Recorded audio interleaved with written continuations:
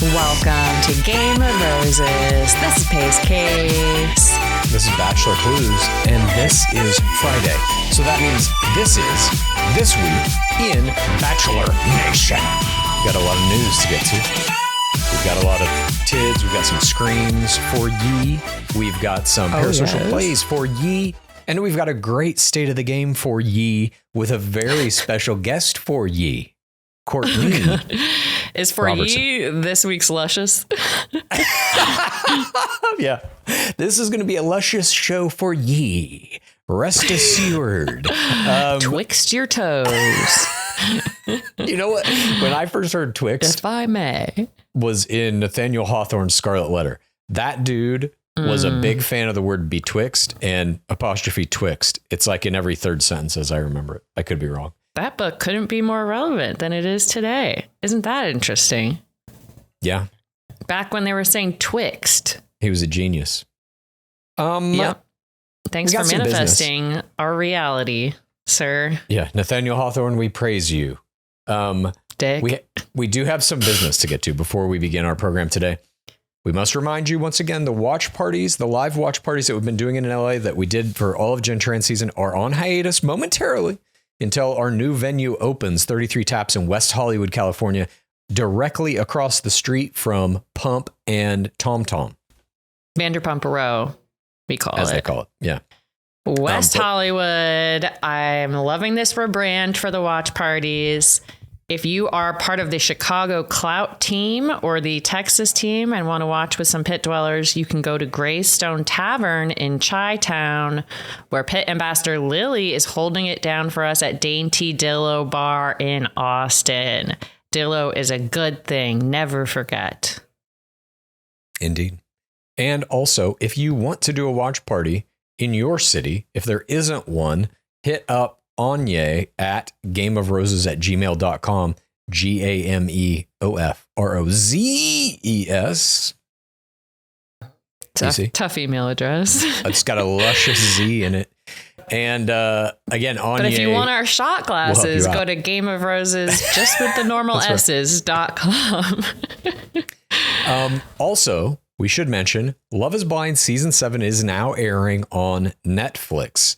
If you want to join me watching that season and get all my insights, my analyses, my jokes, perhaps I'm taking some medicine while I'm watching as well. You don't know. The most in-depth analysis of Nick Lachey's gesture play out there, guaranteed. That's probably accurate. If you want to check it out, just go to our Patreon. It is patreon.com/gameofroses, and you can get everything in our Patreon for $10 a month. All of my Clues Corners, all of PaceCase's Palapas. Every episode we do ad free. We do live pregame shows. What else? Am I missing anything? Mostly.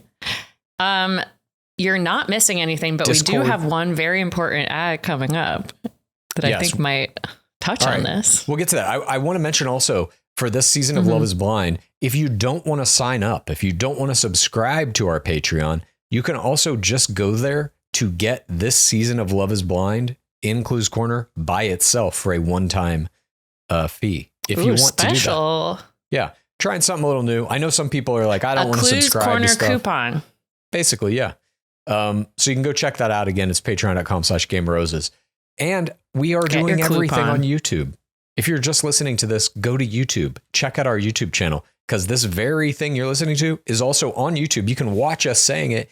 And we've got a bunch of other videos on YouTube that are not part of the audio podcast. Different analyses of a wide array of things throughout the Bachelor world and beyond.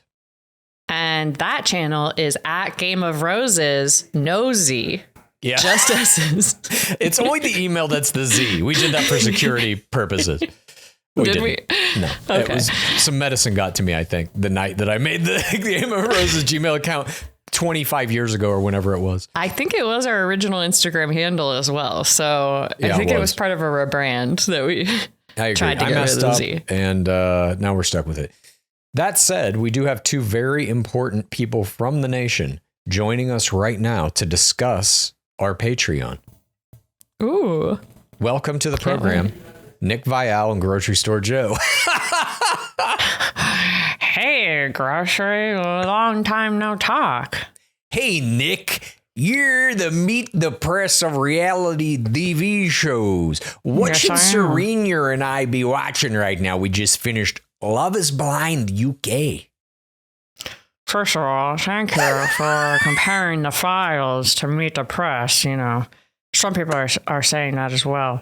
Second, you gotta get on the Gore Patreon for that premium content. They got ad-free episodes, Love is Blind coverage, Vanderpump, you name it. The best content I have ever seen, and I was the Bachelor. Love Island USA Season 6? Of course. Liz refused to cover it for a while, but PaceCase in the pit wore him down, and now he loves it. But he has initiated a rivalry with the narrator, Ian Sterling. When I had a rivalry with BachelorClues, it was way better. Wowee, Nick, that's some real sour grapes. But all rivalries aside, I got Serena a Gore Patreon membership for her birthday, along with some Maybelline Long Last mascara, of course, and she absolutely loves it. Maybe you should get a Gore Patreon membership for Natalie. Actually, grocery, I did. Well, wow. I can't believe... Patreon.com/Game of Roses. ROSES. Wow.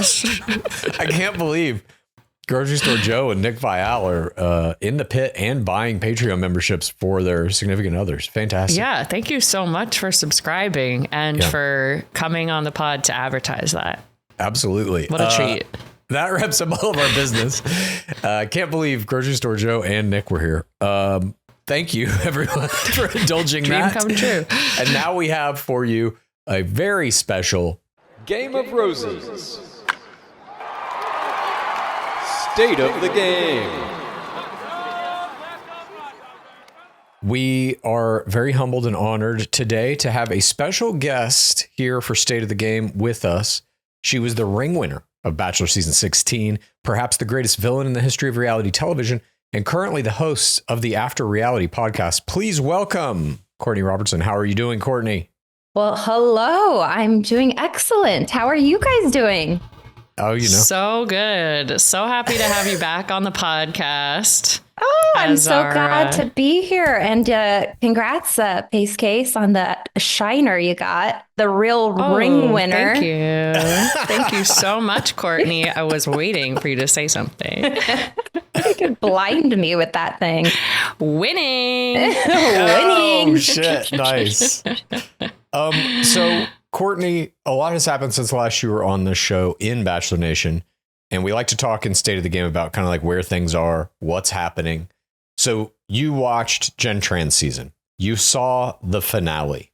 You saw what happened. You saw the backlash of everybody mad at the producers for making bad decisions. Do you think they're going to fire anybody? Do you think anyone's head will roll for this? I absolutely do. I do. I think the show, the higher ups have got to be pissed. Mm-hmm. Yeah, absolutely. I think that if I had to guess that there's going to be a lot of movement, a lot of changes made, it's just unacceptable what happened. And it wasn't enjoyable to watch. Like that after the final rose was a train wreck. I agree. It was a train wreck. And I don't know if we've seen anything that bad in a long time, but we've never gotten the volume of people saying they're checked out of Bachelor. Really? After that. Yeah. I'm kind of not surprised. I mean, it kind of takes me back to Matt James's season, you know, how that 100%. Finale aired. And I'm just wondering, and like going back, like flashing forward to the Golden Bachelorette, what's going to happen, because it's not looking very glamorous in the mansion. And it seems like with the leads, they're like almost being tortured a little bit, in my humble opinion. It's not enjoyable to watch. There was something like in the bubble seasons, those were all hard to watch. Matt James is probably the worst of those seasons. But it was still kind of like, I don't know if there was this, we could all kind of convince ourselves as the fourth audience that like, it's the pandemic. Shit's hard. Like the producers have a hard time too. They don't know what they're doing and everybody's just trying to make a show. And so we kind of like trudged through that. And also we didn't really have a choice. We were all trapped in our homes. But now that I think Love Island is out there exploding, you've got obviously Love is Blind exploding, Perfect Match exploding, all these other options to get your kind of reality TV dating fix where it doesn't seem like the producers are maliciously trying to make people's lives worse. But in Bachelor, it still does. I think people seem to be happy and having a good time shooting it and not scared to like be themselves. Oh, totally. And not like complaining about the sleep. And I've been noticing that on this season, that's something that I could go back to my season. I slept with the same girl. Sorry, Rachel. And I got earplugs in the airport and she snored like a grizzly bear. I mean, there are things that I think are manipulated. That situation, not, but that they can do to kind of make it a higher stress environment because it makes for good TV. And the producers have been doing these tricks forever. I know because they pretended to lose one of my luggage suitcases in Panama just to kind of ruffle my feathers. So little things like that. You know, you only have 2 bags. One is, by the way, the laundry and this Golden Bachelorette. I never stayed in the mansion, which shout out, that mansion is beat. I think it's time for a new mansion. That thing is filthy. I've been there a couple times, but I think that they need to switch it up, in my opinion. I think everyone's getting Bachelor fatigue. I know I haven't been that excited to watch the Golden Bachelorette because now they have 4 shows. They've got what? Bachelorette, Bachelor, Golden, and then Golden Bachelorette. And now Paradise, right, is coming back. Correct. So it's like, I think it's too much for me personally. And I'm a fan of the show, but when you have all these other streaming platforms, you don't have to wait every week to get it. It's hard to compete with that. They gotta change it up. They need fresh blood in there. In terms of the producers, you mean? Yes. I completely agree. I think that in those prior bubble seasons, there was also this thing that was happening where it was like, there was never never like a clear cut thing that producers made this decision and it was a terrible decision for, you know, people like us who really like to read through the document and like see what's going on behind the scenes. Maybe we're looking at that, but I think the average viewer isn't looking at like, you know, a decision to put this person on a group date or this person on a one-on-one or in some kind of hectic situation. I don't think they're necessarily thinking producers are behind that, but with Jen Tran's season, that decision to make her rewatch the proposal after the hot seat, even I think the layman watching this was like, Jesus, those producers are being nasty. When Jesse Palmer was like, we've got to play this back. Is that okay? And she's like, do I have a choice? When she said that line, I think that kind of cut through the illusion of the show to a lot of people and it left it in a bad place. And I like this Golden Bachelorette season, I think is great. It's fantastic. Yeah. Unfortunately, it's airing on Wednesday nights against Survivor, against Love is Blind now that has just started airing season 7. And I think football's back. We're on an election. Back, I think that elections make everybody a little squirrely, to be quite honest, too. There's a lot going on right now and globally. So it sounds like the ratings are pretty bad for Joan's season. Yeah, there was a big article in Forbes about how it was very bad. In fact, I don't know that that'll be laid at the feet of the producers or anything because of these extenuating circumstances, all these other shows. They might be able to work their way around that. But I do think that I think part of this is that damage was done in that Jen Tran finale to the fandom. And I don't know how you buy those people back without some significant alteration to how things are done in that franchise. And I just don't know if that's going to happen. I think if I had to guess, they're working on it. And, you know, we don't have a crystal ball, but I know a lot of these people, and there's only like one person that was on my season there. But I mean, there's been a lot of things. I mean, let's go back to the last season of Bachelor in Paradise, like all the couples, nobody lasted. Yeah. And back in my time, they didn't even last till the airing of the finale. Yeah. And, you know, Chad, when I had you on, you talk about like the fantasy of it all and like the travel and people watching at home and what makes it so enjoyable. It's like, but none of these couples, I mean, look at Gary. I'm shocked they had Gary on week 3 episode, to be quite honest, because I'm sure that the higher ups are pissed that they couldn't even fake it for a little bit. Yeah, for sure. I was happy to see Gary back. I predicted he would come back, and Chad's like, no way. I just thought it was a strange choice because that relationship ended and now he's giving relationship advice. But it's like, you got divorced like 2 months after you got married, dude. He's the only Council of Crowns you can do for Golden, like he's the only one who knows what Joan is going through. Well, he kind of shit the bed. And he's so wholesome. Yeah. Look, I don't consider it the stain on love that Tyler Cameron considers it, but I like to see Gary. I think he should have gotten back in the player pool. I don't know. That spray tan was popping. Get him. I'm like, can we just kind of, it was like bright orange. I heard that's really in vogue, though. Are you watching the season 7 of Love is Blind currently? Not yet. Oh, shit. Interesting. You just scooped It's very me. good. I just finished the one with Adam and on Netflix. The one that's like trending. Adam Brody. I always get those two mixed up. Yeah, I know what you're talking about. It's like a Nobody Wants This. Yes. Sitcom type It's called thing. Nobody Wants This. And then I started Dark Winds, but I want to watch Love is Blind because I want to start interviewing more contestants from that and from these other third wave shows. Yeah, it's a very interesting season. It's set in DC, but they talk openly at some point about who they voted for. Some of the players do. And it's fucking wild. And you're seeing these conversations. I haven't gotten to that. Yeah. And you're just like watching that in comparison with Bachelor. And you're just like, they would never do this. They would never even have the question, did you vote? I think in The Bachelor. They try so hard in The Bachelor to like shave off all the edges of who these people really are and present them only in the context of what is your love level? Did you get the one-on-one date, Rose? The kind of like game mechanics of it, which is fine.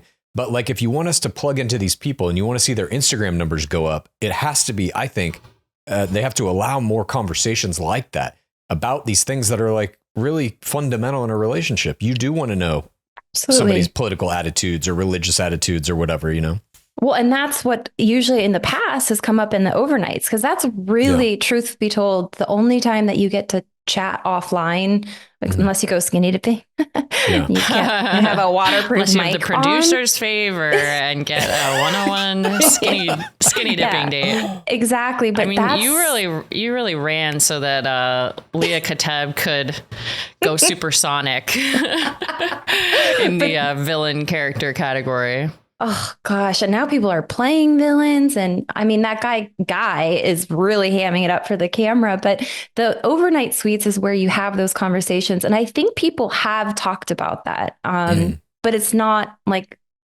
out in the open. Who was it? Chad, you would know. There was somebody, I think it was about religion, maybe.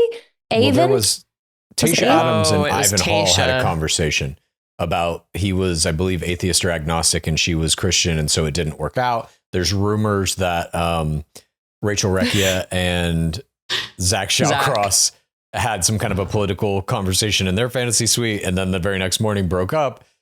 I mean, what do you do in that situation? Said nothing happened and that they just weren't compatible. Yeah. Wow. But in the show, they said it was because of age, despite the fact that they are 6 months difference in age.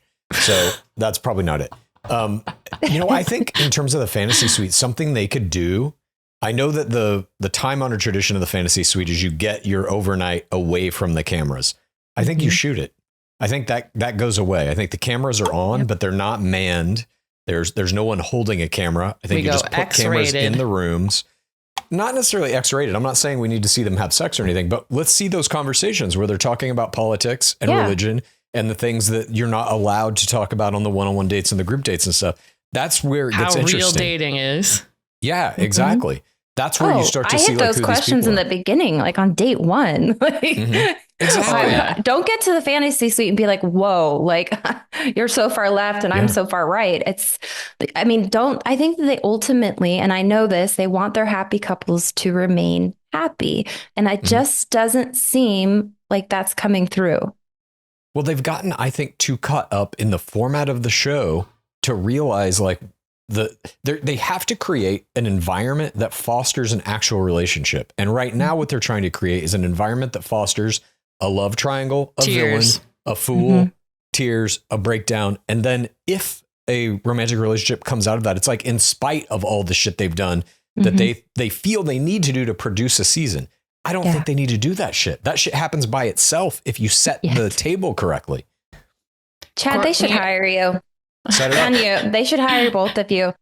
Let us know where we got to be when we got to be there. Honestly, you would be a shoo-in. You could be the freaking showrunner. I'm available for consulting, not full time. Like, what are you? I would be curious Luca to ask is my full-time job. And you're going to be wedding planning. Do you have any tips, like what you would tell them, you guys, as far as like, let's just say Paradise, like mixing that up again? Well, fire all the people in charge. Yeah. Charles, not in charge. They have done that. I've heard that they are looking for a new showrunner for Paradise. Bill Dixon's name I have seen here and there, who's been a long-time Bachelor producer. Yeah, and he seems like a good guy. He's done stuff with Alon Gale. Oh, they're like best friends. And mind you, Alon, he could lean on Alon, who did some of the best seasons they ever had. He did, but he also... I think Alon Gale's producing style is antiquated at this point too. The raccoon, talking to the raccoon. Yeah, talking to the raccoon, but also like watch what both him and Bill Dixon did on The Goat for Amazon.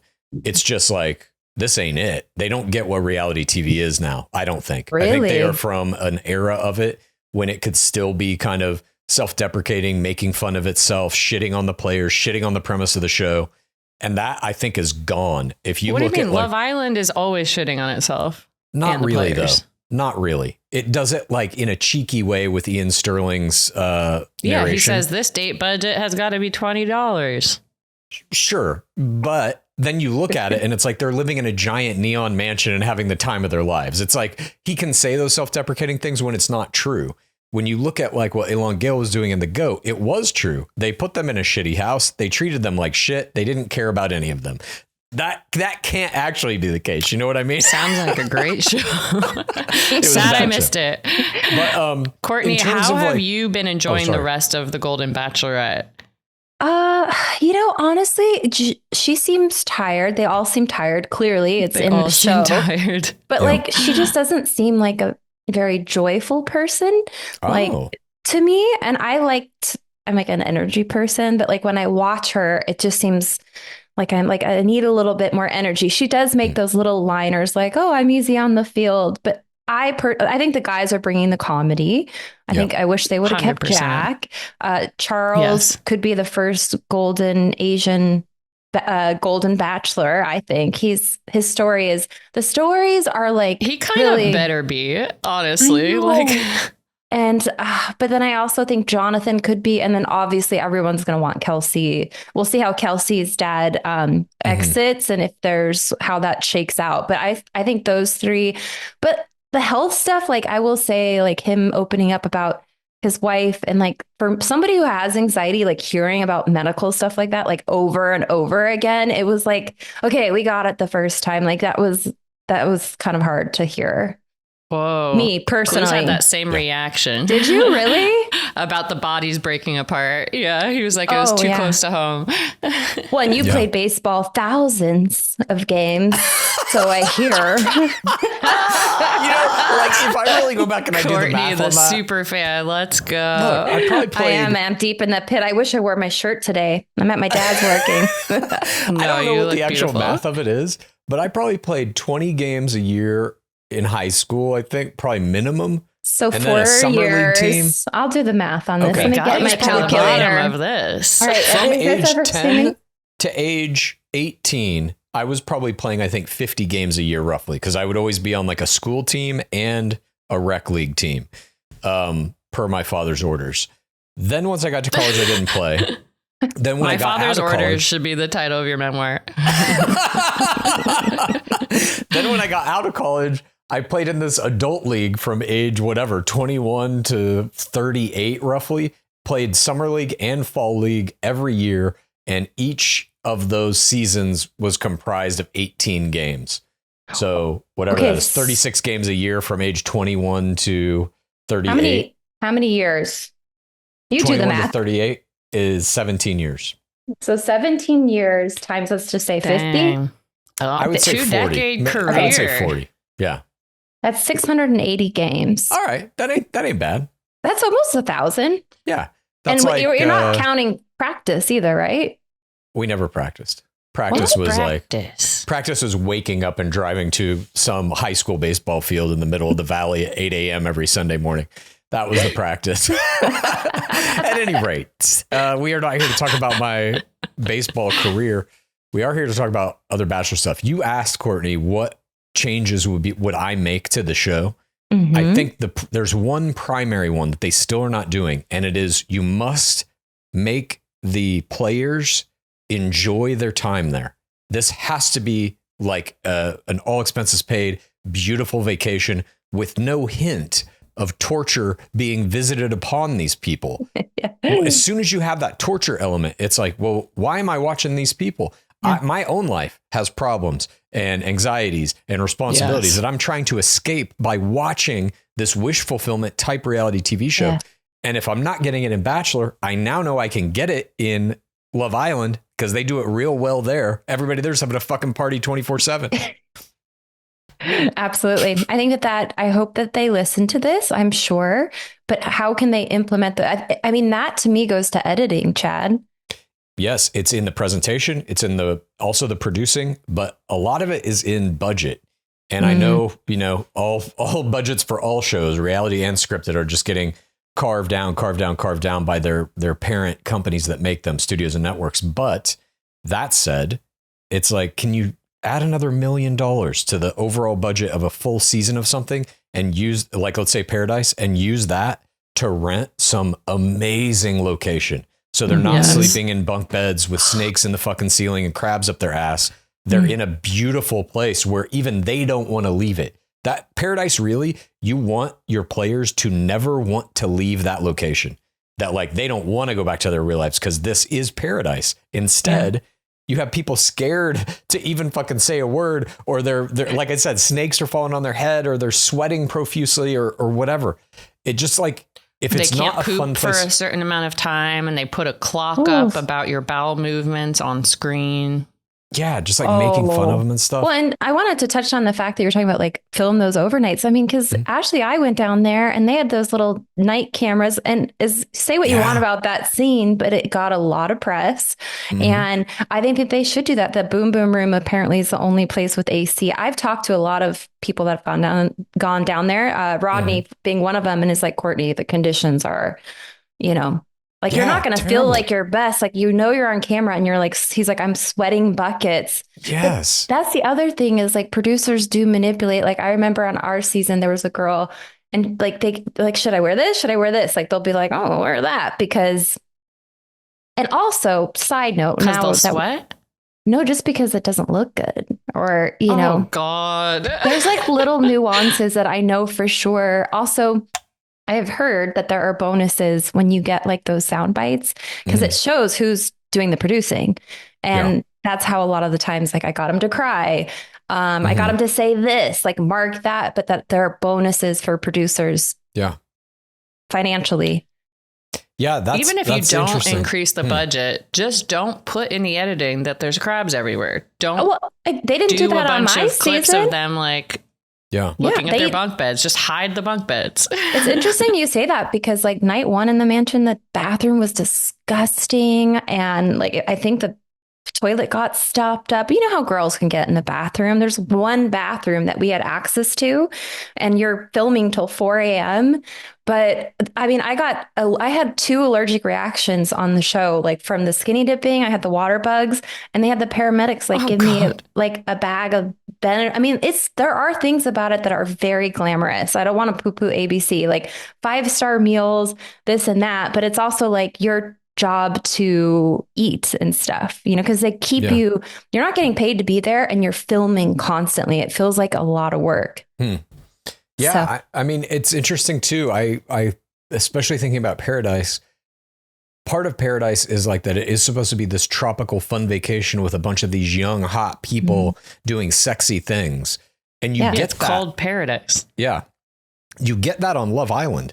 They're all like making out. They're all over each other. They're sleeping in nice air conditioned climate.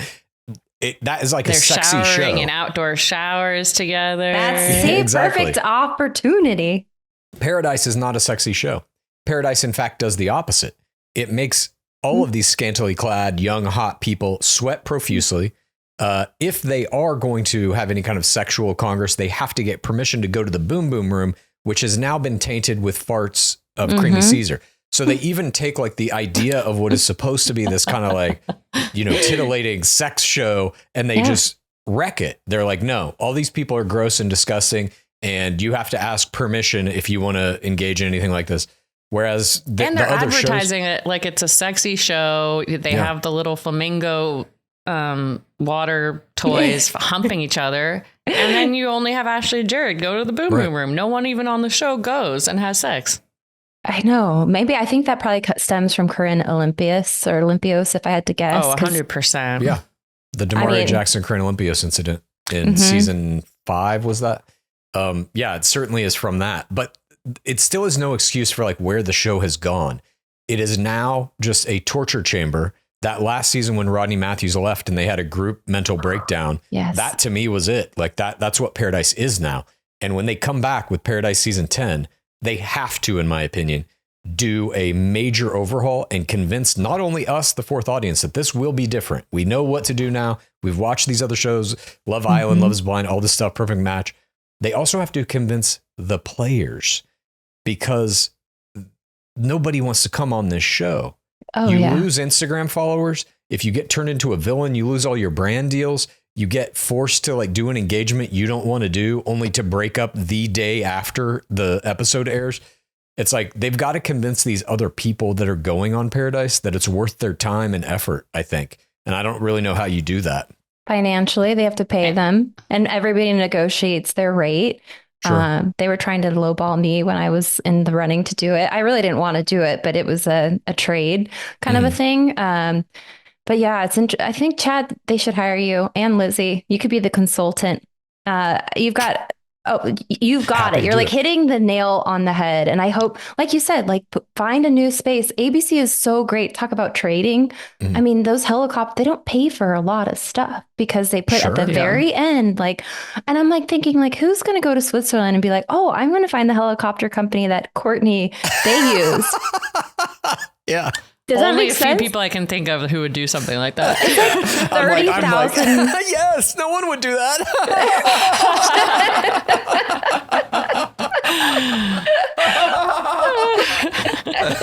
You know how much it costs to charter a helicopter? No. I can only imagine it's super expensive. Take a guess. I want to, you guys tell me. A chartered helicopter. $10,000.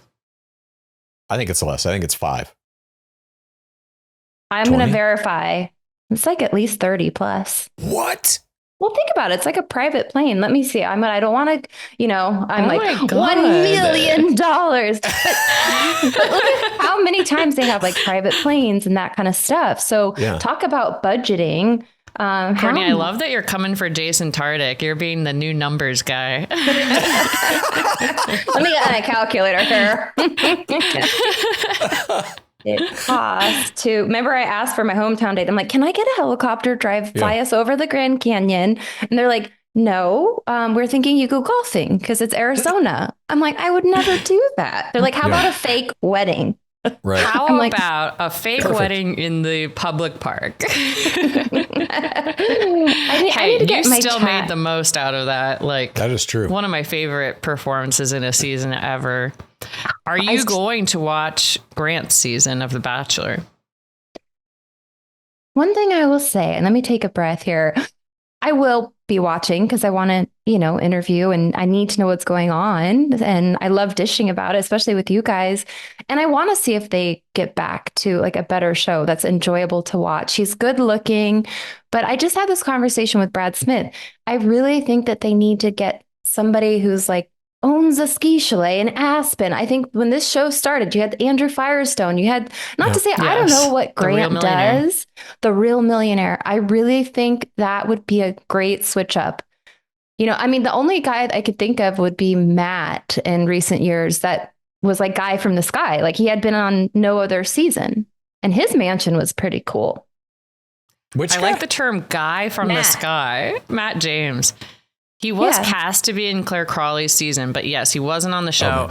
I agree with you, Courtney. And this is why we were trying to get them to pay Tyler Cameron $1 million a while ago, was like, you need some big leads to bring people back. And I see the reason for keeping someone from a previous season, like the cycle of like, oh, well, we've already set up their storyline. But it's like, how much of Grant's storyline did we really see? Well, his announcement really, really was a poo-poo too. I mean, they barely announced him, the quality of that. And like, if I were Grant, I'd be kind of a little pissed. I mean, I don't even know if he's off filming yet, but he is. Is he? Is. Yeah. So it's going down. Weeks ago. I totally agree. And I think that it's to me, this is a symptom of something that started back in 2014 in Bachelor season 18 with Juan Pablo Galavis, the first villain Bachelor. That tone of like, we're going to edit and produce our Bachelor to be the bad guy has been there ever since. And they can't get it out of the show that we have to treat these players bad and fuck them if they don't do what we say. That has to end. And I think if they got a big celebrity to be the lead Bachelor or Bachelorette, it would switch things up because that person, if the person's a big enough celebrity, they have power over these producers. Producers could be like, we want you to do this. Haha. And they'd be like, no, fuck you. Do you know who I am? Like, I'm doing you a favor. And that attitude needs to be Harry in the Styles. show a little bit. I think.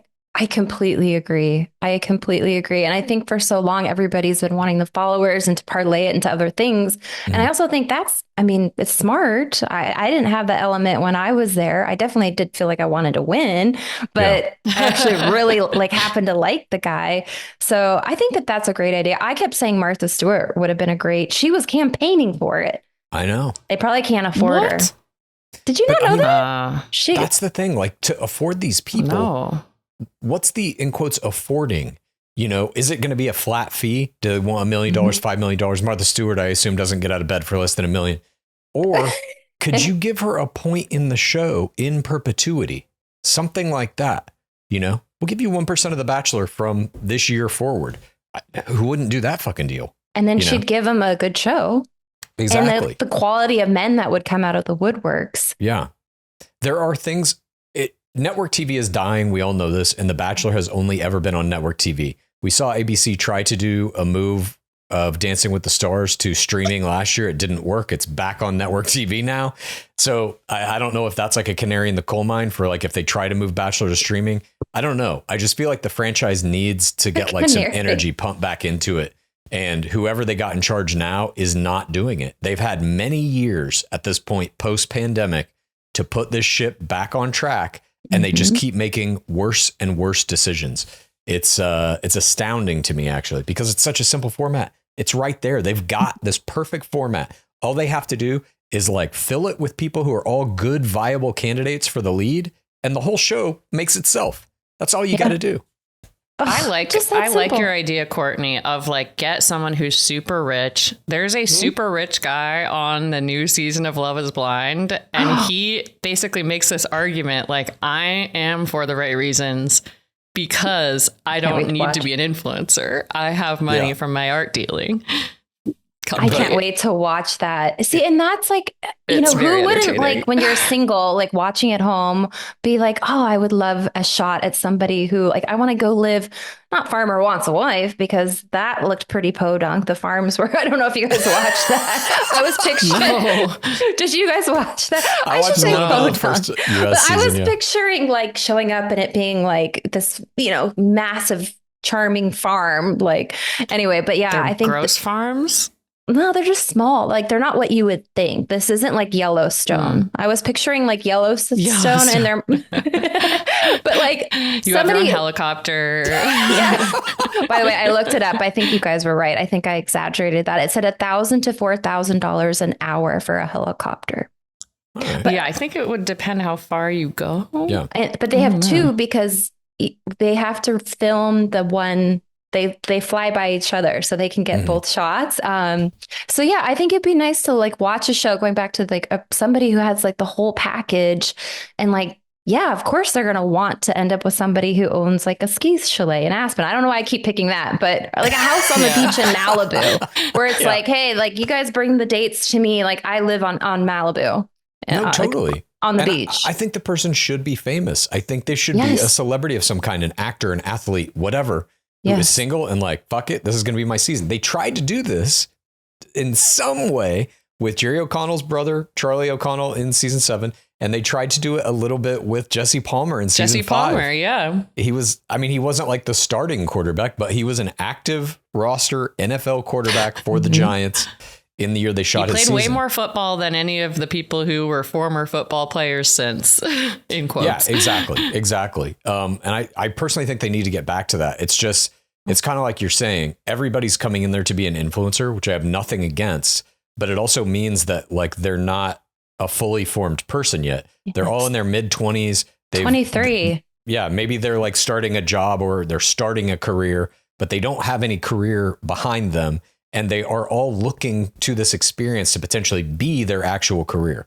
Like maybe I'll be a reality star out of this. Absolutely. I also think like, I mean, you were saying you can't manipulate the stars or the rich people as much. I think you could find a rich person that you could manipulate for sure. Somebody who's retired or, I mean, they have more money than they know what to do with. Mm-hmm. I mean, it would just be more about the experience for them. Yeah, I agree. And if they wanted to do a villain lead, that's fine. Cast a fucking villain lead. What they've been doing in the past is casting just a regular guy like Clayton Echard or Zach Shawcross and then trying to make them a villain. And it's just like, this guy, he's just a guy. What's going on here? Why is he being kicked in the nuts every 10 seconds? I don't get this. At any rate. Oh, he's had a rough go of it, but he did a good podcast. So good. Everybody gets a podcast. Speaking of, you have a good podcast. Oh, well, I have the best coaches in the world. So how is your show going? What's like a recent interview that you've had that you think people should know about? So I'm loving doing it. You guys, thank you for everything that you've done to help me. And I just recorded with Deanna Pappas, a little life update. Yes. And Deanna. She's lovely. Her divorce is final and, nice. I love her. She's an independent woman now. She's single. We're going to talk about how the dating and that stuff is going. But also, Michael Stagliano went on She's All Batch. Have you listened to it? No, not yet. No. Is it bad? He definitely kind of dropped some personal bombs about her. Oh, shit. Oh, yeah. You got to go check it out. And and I felt bad because we were already scheduling a life update podcast and I scooped her on it and she was not happy. So we hopped on the horn and we kind of hammered it out. And then Michael wants to come on as well, but still got Jax Taylor. I've got a running list of people. So yeah, it's just fun. I'm just keeping it going, guys. I can't wait for you to interview Jax. Two legends. He's kind of going through a lot. He's like, I can't do a podcast while we're filming, but I think they're done filming now. So, nice. And then also I'm going to LA because I'm going on Rachel Levis's podcast. So I'm looking forward to that. Fantastic. Stop. When are you going? The Villain. I'm going to be there at the end of October. I'm going to her birthday party for her 30th birthday. I would love to meet you guys too if we can. It's just 24 hours in and I'll out. Be back. Yeah, and then I want to have her on my podcast because I think what happened to her at that finale was just them calling her subhuman. I don't know if you guys watched that. Was just so mean. What they did to her, she made last season. She made Vanderpump Rules explode, and she should be on this season. They should have paid her a lot of money to come back. It's very sad to me that she's not on this one. That's going to be a fantastic interview. Well, she says Rachel Goes Rogue now and it's doing really well. And she's like spilling the tea. So she's like, damn. Yeah. So that's kind of what's cooking over here. I've been having my husband on. We don't have the screeners yet. So like, for example, I didn't get to watch the latest episode until Monday and so I'm still working on that, but we shall see. What about you guys? Do you guys have any hot irons in the pan? Any guests coming up? Do we? God. Well, we got a big guest today. This old legend. The Michael Jordan of the Bachelor world, at least pre-Instagram Bachelor world, in my opinion. But yeah, we've just been staying busy trying to cover all these different shows. Love Island USA, Love is Blind, Golden Bachelor, et cetera, et cetera, et cetera. I listen every day whenever you guys put something out. Chad, I'm also liking your guys' YouTube stuff. Oh, cool.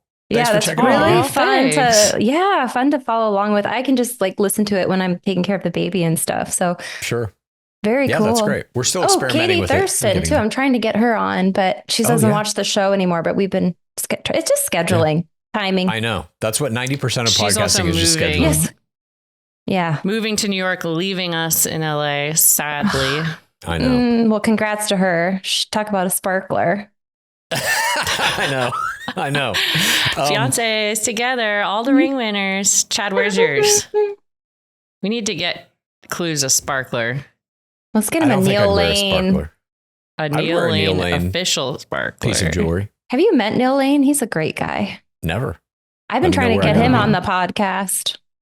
Yeah, he would be an interesting interview. I bet he hasn't signed he probably has a crazy NDA. Yeah. I've been trying to get him. He hasn't done a single podcast. Why hasn't anybody gotten him? Interesting. I'm going to start looking into this. But Thank you.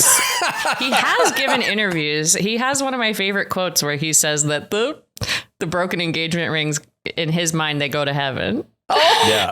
I didn't know that. They went to Mike twice. That's the first thing you see when you arrive at the pearly gates is a big pile of Bachelor broken engagement diamond rings. Yep. Courtney, thank you so much for joining us. That's what the gates to heaven are made of today. Thank you so much for joining us. Anytime, you guys. Sharing your insights on the state of the game. And please, everybody, go check out her podcast, After Reality. Go follow Courtney Robertson. She had her star era pre-Instagram, but she deserves 5 million followers. And go listen to After Reality. You guys are the best. I hope to see you in LA soon. We got to make this happen. I'm going to I'm going to crash one of your viewing parties one day. Oh, that'd be great. Please. You're welcome to any of them. That'd be fantastic. I'll get a sitter. All right. Thank you, Courtney. Bye, guys. Talk to you later. Can't thank Courtney Robertson enough for joining us for State of the Game. She always has some fascinating insights as one of the greatest to ever play. Now, it's time to jump into that portion of our program. By the way, some bumpkinisms that I like poop poop and weasel. Weasel's a bumpkinism? I thought that's a standard. They're just like cute little names. Yeah. Now we're going to move into that portion of our program where we are talking about the movements of our players on their Instagram accounts. This is This Week in Games. We don't have ratings for the third episode of Golden Bachelorette just yet. They will probably be coming out as we're recording this very show, and I will try to do a YouTube video about it on Friday. So that will be available on YouTube, but it's not going to be available right here as part of this program. Moving on to the Instagram numbers. What do we got, PaceCase? Joan Vassos, our first ever Golden Bachelorette crown, has gained 4.6K on Instagram this week, bringing her to 70.6K. I think she's going to get into the 100K club. I think she will too, especially as the season starts winding down and we get into the finals and stuff. But that 4K gain on a single week gain, that ain't great. That means the interest is starting to fall off. We're going to have to pick it back up. Hopefully once it gets to the playoffs, as it usually does. But I agree with you. I think she may hit 100K, which is fantastic. She has a lot of parasocial prowess. She is posting, but I think when the weeks go on, we're going to see some of her best content that's going to go viral. And I think she's going to take off. I agree. Let's move on to those players this week. Coming in at number 5 for top Instagram gains is Dan Romer with a gain of 535 luscious new viewers. Un, deux, trois, quatre. Coming in at cut. Oui, is Pascal Ibgui, who put on 657 new Instagram followers this week. That's great. Thank you. Charles Shock Chapel coming in number 3rd place here. I got 1,693 luscious followers. I'm Mark Anderson, and I came in 2nd place. Why is he talking like Gary? And I got 2.8K added onto my Instagram this week. Can you believe it? Probably for my hug play.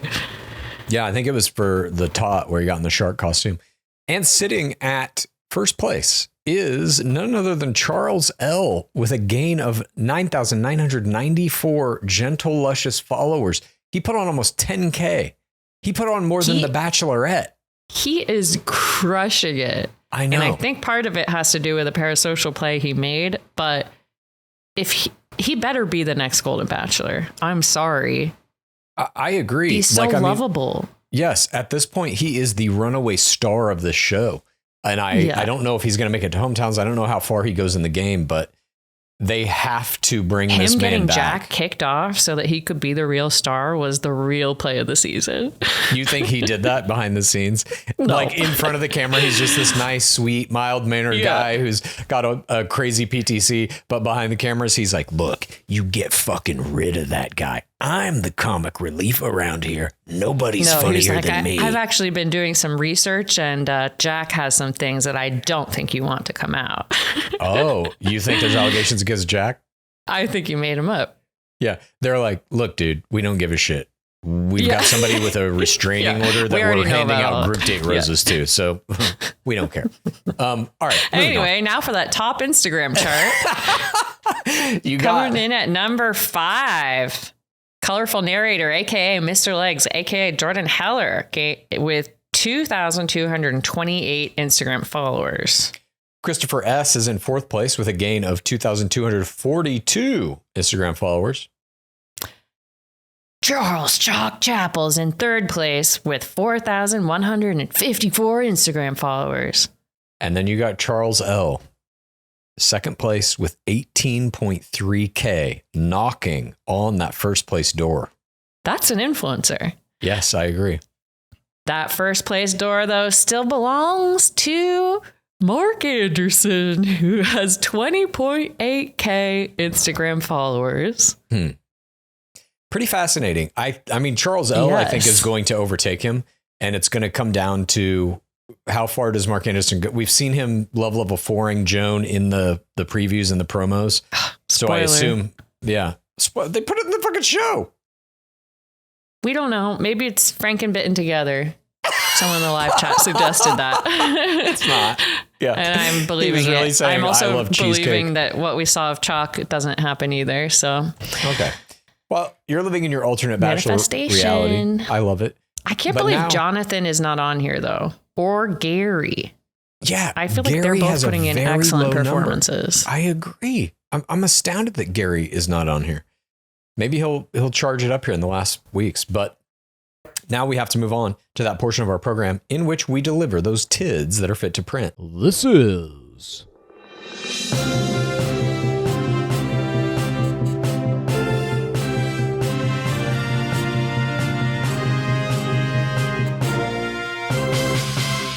Bachelor Nation News. First up in Bachelor Nation, a rumored cast list for Netflix's upcoming Perfect Match Season 3 has emerged, and it includes not one but 2 former Bachelor Nation All-Stars, one half of the total crown pool from the cursed Bachelorette Season 19, Rachel Recchia, and the only male player to crash a season of Bachelorette and take home the ring, Blake Moynes, are both rumored to have been part of the cast for what would be a groundbreaking season of Netflix's All-Star Dating Game. I so wanted to see your face when you found out this Blake Moynes information. I was like, Clues is going to be so happy. Very happy. We have the full rumored cast here, as reported by Reality TV Fan on Instagram. We've got Justine from Love Island USA, Corey Tyler from The Circle, Hannah from The Mole, Juliet from Siesta Key, Amber from Love is Blind, Rachel Recchia from Bachelor Nation, Lucy from Too Hot to Handle, this most recent season, which I also covered in our Patreon. British Holly, girl. What's that? The British player. Yeah, she's British. Holly from Too Hot to Handle. I did not see her, I don't think, in the season I covered, so she must be a prior season. Yeah. Naomi Temptation Island, Olivia Temptation Island, Louis from Too Hot to Handle. I did cover him. Ollie from Love is Blind UK. I did cover him. Nice. Jalen from Too Hot to Handle. I did cover him. Scott from Love Island. Carrington from Love Island USA. Scott has been on multiple Love Island seasons. Yeah, that's possible. I don't remember Carrington. He's not in season 6. That's the only Love Island show that I'm currently watching. And then we also have Blake from Bachelor Nation, Blake Moynes, obviously, Ray from Love Island USA, and Freddie from Love Island UK, or Love is Blind UK, sorry, which I covered. Good job, Freddie, getting in there. Well, we were wondering if one of these Love is Blind UK members was going to get in this. He's the only one him and one other player were the only two that even cracked 100K, to my knowledge. Now, if these rumors are true, it means that Netflix beat the other big dating franchises in the race to become the preeminent third wave dating all-star show, taking top talent away from the other franchises. Look, we've been talking about this for fucking 2 years on this very program. That Bachelor in Paradise, we said this is one of the things that we said to Save Paradise. They have to become a third wave show, get players from other franchises. We told that franchise to do it. This franchise is doing it. And I think this is I think it's bad for Paradise. Let's just say that, because now all Bachelor players are going to see this on Perfect Match and be like, oh shit, maybe I can get on Perfect Match. That is the goal. It's not they're going to have Paradise. The first pick. You don't think Bachelor in Paradise asked Rachel Recchia and Blake Moynes to come back? I'm sure they did. But there's absolutely, but they're choosing Rachel Recchia this, already is what I'm did saying. it. Rachel Recchia did Paradise. They treated her like absolute shit. They didn't even give her a date card. She's never going back. Blake Moynes, it was debatable whether he was in contention to be Bachelor next season or not. Grant Ellis has that now, but you know. have been debating it for quite some time. His name was in the conversation. That's all I can say. His name was in the conversation. Yeah. But now they have all these Bachelor players have this other outlet that's like, if you go through the main game and you don't win a ring, you don't win a crown, usually your only outlet was Paradise. Now it's this other show that is watched by way more people and gives you the possibility of popping off like Jess Vestal did and getting 1 million Instagram followers from just that show. But do you think because there are multiple seasons out that maybe like the people who are just coming off of like Gen Trans season, they still can't get on it because of their contracts? That's right. They have to wait a year. But okay, great. Yeah. You know, we don't know what Paradise is going to look like season 10. We don't know. My speculation is they're going to do the bare minimum to try and change it and make it good. That's just my assumption. Yeah. Based what do you on think the changes they're going to make are? Maybe the venue. It'll be superficial changes for sure. I don't think they'll change the way they produce it. I don't think they'll change the way they treat the players. Opening song. God, I mean, maybe they'll get the Eddie Money song from the 80s. I got 2 tickets to paradise. I'm sorry. The 80s is 40 years ago. That's correct. That's basically the 1950s. Yeah. I'm very excited about Paradise coming back. I'm excited to see what it is. I am setting my expectations extremely low. Oh, me too. I'm just happy it's coming back at all. And we're getting a Paradise 10. As much as we're going through some more growing pains in the franchise, I do still feel like it will outlast me. I also love this for Perfect Match. I'm like, this now gives those players the opportunity to not just date like night one players from Bachelor. They can date the top player from Too Hot to Handle from. Yes, exactly. They have Love Island people in here. I mean, can you imagine? Wait, you're the only person I know who's watched Siesta Key. Yeah. I mean, that to me is like, what's that? Juliet is like, she's iconic. I agree 100%. That Siesta Key has a much smaller audience than any of these other Netflix shows, obviously. But it's interesting that they're pulling like kind of like superstar talent from these other places. I mean, Rachel Recchia was a fucking bachelorette. They have a bachelorette on this. And Blake Moynes was in the conversation. He was a ring winner. I mean, whether you believe me that he was in the conversation or not, we saw him in the ring. You. That's a matter of record. Look, I can't unsee that like fake Blake Moynes Bachelor promo that you pitched of like you slowly zoom in on a like frozen cabin and then like there's someone chucking wood and it's him like shirtless. Yeah. It's hard to get that picture out. Would have been great. I don't know. Look, I think the Bachelor franchise has some work to do. I think we all think that. We all are aware of that. Golden Bachelorette is like, it's going well, but obviously the ratings are dipping off. We've got all these other shows to watch that are just like doing it better. And I think that they need to get their shit in order very quickly or this trend is going to continue.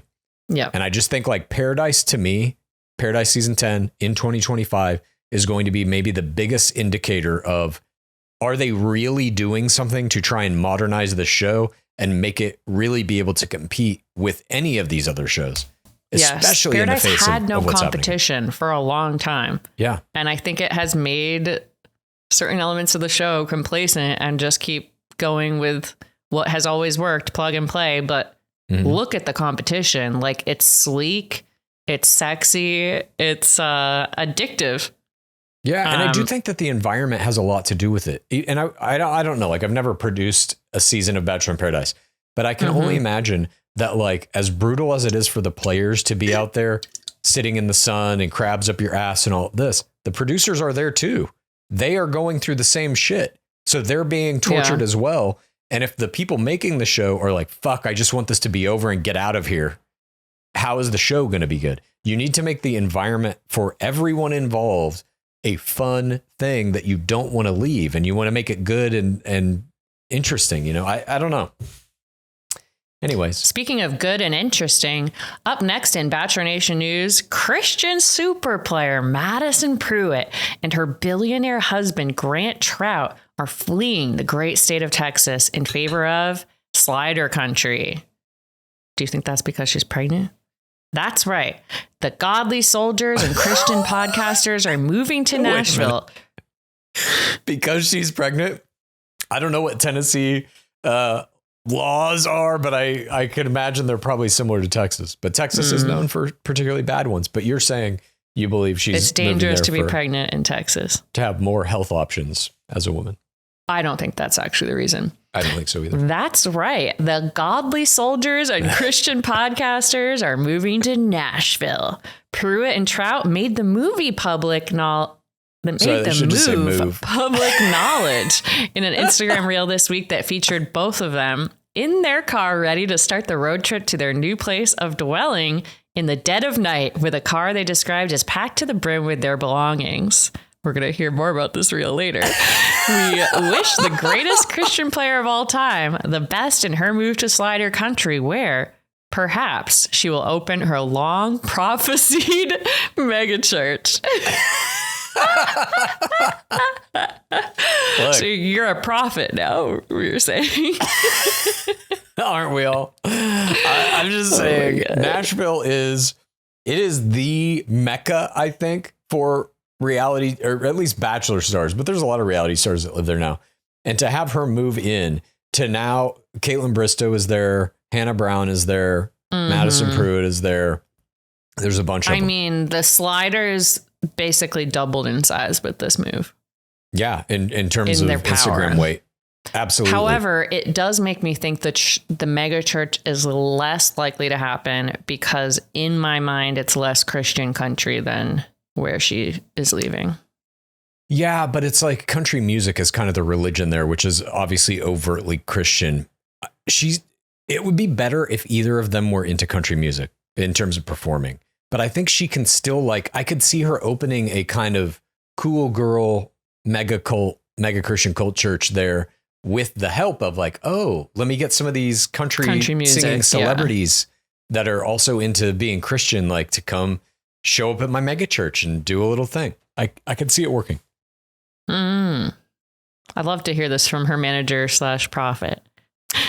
Up next in Bachelor Nation news, Bachelor Season 23 crown Colton Underwood welcomed his first child into our dying world this week After a whirlwind of post-show controversy, including criminally stalking his ring winner Cassie Randolph, Colton eventually came out as gay and married Jordan Brown last May in Napa Valley, California. Brown and Underwood took to Instagram this week to announce the new addition to their family, alongside sweet photos of their baby boy and their new family of 3. Colton wrote, "Our world is a million times better with you in it. Bishop Colton Brown Underwood." Blue heart emoji, September 26th, 2024. The comments section featured well wishes from Ali Fedotowsky, who wrote, "Congratulations, Colton. So happy for your family." Mean Girls actress Amanda Seyfried wrote, "Wonderful. Welcome." And Gore Girl Jason Tardik said, "Congratulations. So happy for you." Congrats to Underwood on this next chapter in his life. Colton isn't the only one celebrating new human life. This week, Bachelor Season 22 taxidermy player and almost Mrs. Grocery Store Kendall Long announced her pregnancy. Long was engaged to boyfriend Mitchell Sagely in 2023. Last month, Long revealed via Instagram that she and Sagely were married. Now Long has revealed sonogram photos on Instagram, along with the announcement that she is pregnant with the couple's first child. The caption she wrote on these photos reads, "We have had quite the escapade these past few years, but our most exciting adventure is yet to come. Sparkle emoji, heart hands emoji, baby Sagely due February 2025. Fellow Bachelor Nation All-Stars didn't miss the opportunity to perform their duties in the comments section. Raven Gates Gottschalk wrote, "Oh my gosh, congrats," 4 red heart emojis. Gore Girl Sarah Heron added, "Oh, wow, congratulations." Tia Booth Mock said, "Congratulations, Kendall, best adventure ever." And the Ashley Iaconetti dropped a "Congratulations, so happy for you guys. I'm so happy for you. You're going to be wonderful parents. Cut. They're going to be so knowledgeable. Congrats to Kendall Long on this next phase of her existence in this mortal plane." And that's all the tids that are fit to print this week. Next up, we have the top 5. The Parasocial play of the week. We had a lot of good plays and a lot of plays by the families of some of the Golden Bachelorette players. First up, we referenced it in Gaines. Wholesome 4TRR king Charles Ling made his first Instagram reel this week ever in our 5th place Parasocial play. It was an incredibly simple video.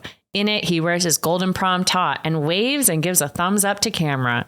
The caption reveals a previously unaired no prom PTC reading, "My dream came true. Even though I missed prom in high school, I made it up this day. Watch and stream #The Golden Bachelorette on Hulu." His first venture into the video content on this platform, 15K likes and 321,000 views. Damn. Go follow Charles Ling. Charles 2_ Ling. He's just a natural. Yep. Coming in at 4th place this week in the top 5 Parasocial plays of the week, the Golden Bachelorette families are getting into the social media game in a big way this week. Pascal's daughter, Natalie Cristal, is that correct? Pascal's daughter, Natalie Cristal, got in on the Parasocial action by posting her latest in a series of videos reacting to her dad being on the Golden Bachelorette. She took to TikTok to share how her dad is very high maintenance in real life, but what they don't show is that he worked very hard for all that money. Came to the USA with $21 in his pocket, only could afford McDonald's hamburgers, swept floors, and then built an empire. People see it as arrogance, but it's him proud of what he has accomplished. Also, she adds, he's shooting the shit and joking. He can come off as arrogant. He has a dry sense of humor. She said she loves all the dates and that the second audience all get along. Then she does a call for engagement that is a bit confusing because she says, "Who do you think is going to get voted off next week? Who will get roses?" 3.4K views for this one. But her first 2 got 100K and 50K views. So she thinks there's voting process, Survivor style on Bachelor. Yeah, I was like, when are they voting? A couple seasons we've had votes, but only in episode 1. There are votes. They just aren't done by the players or the 4th audience. Ooh. They are done by the producers. Get them. 3rd audience catching strays once again. In third place, one of Bob's 27 wayward lesbians, Lily Brown, made an incredible TikTok this week in which she first clarifies that Bob has 2 non-binary kids, not a daughter.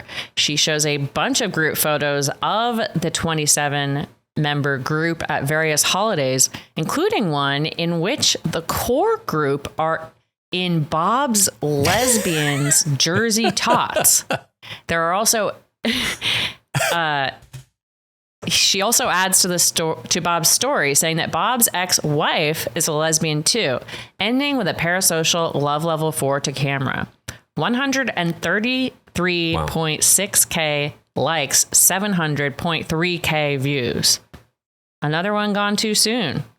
I know. I still would love to talk to him about his NDE. Coming in at second place is the Claire Crawley. She was the first Bachelorette of Bachelorette season 16, the fractured season. She was the one who blew up the Bachelorette. She is staying active on Momgram. This week, she posted an incredible reel to the audio Walking on Sunshine. Whoa. Remember that song? Katrina and the Waves? Yeah. In the video, you just played a clip really fast. Her child walks all the way across the screen. Several times the caption reads, "When your daddy is an Iron Man, it only makes sense you walk at 7 months. Slow down, my baby girl. Mama needs to soak these moments in." When we Googled, when does a baby walk? The AIs said, babies typically start walking between 10 and 18 months of age, but the exact age varies from child to child. Some babies may walk as early as 9 months, while others may not start until 17 or 18 months. Congrats to this baby for not listening to the stats like that. And congrats to the whole family on 29.7K likes and 587K views. Damn. All of these were strong plays. However, there can be only one winner. Our Parasocial play of the week goes to a source girl joining the sliders. The Madison Pruitt Trout posted a joint reel this week with her podcast and her paramour, in which they announced a huge move, Waco to Nashville. In the reel, Prue and Trout narrate their packed car road trip at various check-in points, show us some of the food they consumed along the way, and reveal that Trout is the sole driver. They finally arrive in Nashville and get out of the car to show the Trout baby in Prue's stomach, ultimately kissing and thanking Jesus. The caption reads, "Update, we moved. Check out our new episode on @StayTrue Podcast with all the deets about our move and how the transition is going." Smiley face emoji, heart hands emoji, white heart emoji. This reel raked in 35K likes and 1.9 million views. God. Wowee. They're going to take over Nashville. Thank you, Jesus, indeed. They're going to buy the whole city. Those were some beautiful plays by our human friends in the nation, but there were also some plays, or at least one play, by a non-human creature. This week, Mark Anderson, father of Kelsey Anderson, got his crouch on. That's right. He was crouching by a bench near a pond in an Instagram photo, petting a dog who's delivering a fantastic parasocial gaze directly into the lens. This dog knows this is his moment to shine, and he's not letting a second of it slip by. Congrats to this dog and his brush with the golden energies of Mark Anderson, a front runner in contention for the next season of Golden Bachelor, I believe. I don't know who this dog was. I don't even think it was Mark Anderson's dog. Just getting in there. Oh, Mark. That wraps up all of our parasocial plays this week. Now it is time for us to dive deep into the bottom of the murky, dark waters of the pit and issue forth our screams about how our fandom of this show has changed us fundamentally as people. This is Screams from the Pit! My scream, I think, is linked to your scream, which has to do with the events of last night. Yeah. And I'll let Clues explain what happened, but I ended up doing our live by myself. Mm-hmm. And look, my technology prowesses are not that good. Okay. I figured out how to do it. It is in 2 parts.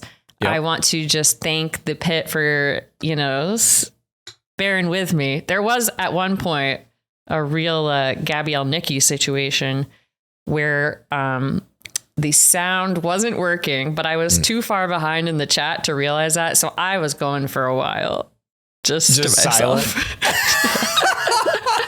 Fantastic. but it was great. My scream is the reason that you had to do it solo.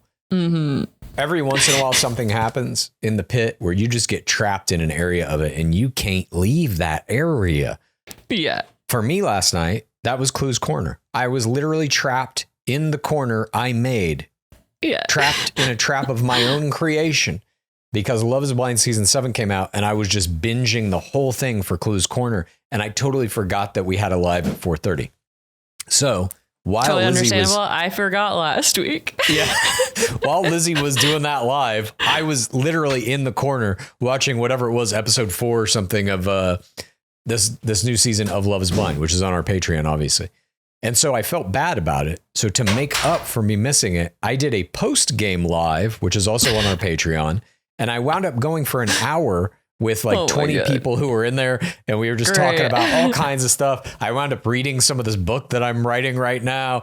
All kinds of weird shit was popping off in it. A little bit of story time, yeah. And I had a good time doing it.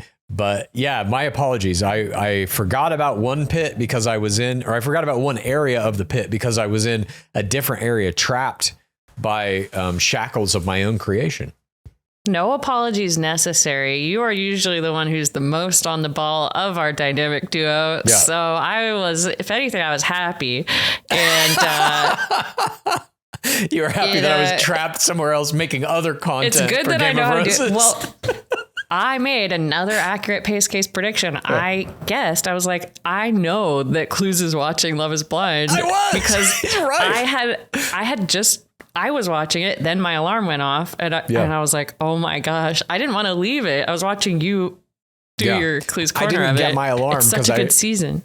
I turn my phone off when I'm doing corners or anything. Whenever I'm shooting anything, I just I don't want it to interrupt. So I had my alarm off, unfortunately. Yeah. At any rate, those are our screams. We'll both do better next time. Yeah, exactly. And if anybody out there has a scream, please, you can submit them to us by joining us on Patreon, patreon.com/GameRoses. In that Patreon, you get access to our Discord. And in that Discord, there's a channel where you can upload a 1 minute or shorter audio or video format scream of your very own. And we play them here on This Week in Bachelor Nation. So hopefully we'll get some screams. Thank you for joining us. This was a very fun This Week in Bachelor Nation. We'll be back next week with our breakdown of Jones episode 4. If you're not watching this season, get back in it. It is delightful. I've cried most of the episodes. If that's what you want. I have not yet. If that's what you're into. I have not yet shed a tear. So if that's what you're into, you can also get that. But thank you for joining us, everyone. We'll see you very soon. Praise be Dark Lord Palmer. Please rate this podcast. Please review this podcast. Please get a friend to listen to us. And then please rate this podcast. Please review this podcast.